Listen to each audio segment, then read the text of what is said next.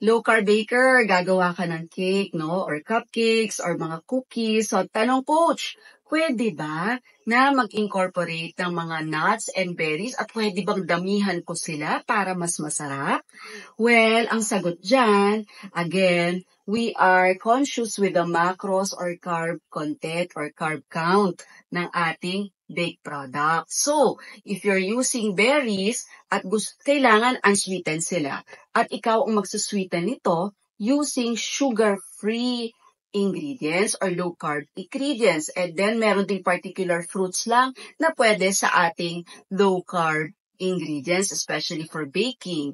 Okay? And if you're using nuts, you cannot also use all kinds of nuts at hindi mo rin pwedeng i-bombard at talagang punuin ng nuts yung iyong ginagawang baked product because in low carb, meron ding tinatawag na nuts na napakataas sa carbs at merong pinakamababang carbs. So, again, ipopost natin yung list, but you should also do your own research, no?